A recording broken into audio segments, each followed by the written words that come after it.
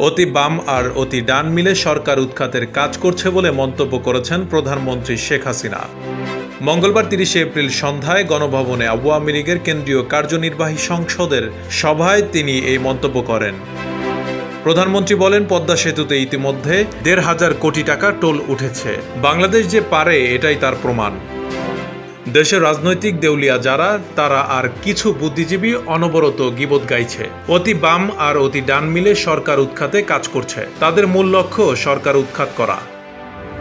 শেখ হাসিনা বলেন, এখন কার যে কি আদর্শ, কে যে কতটুকু বিচ্যুত হলো সেটাই প্রশ্ন। অতি বামদের আদর্শই নেই। তারা বলে সরকারকে উৎখাত করতে হবে।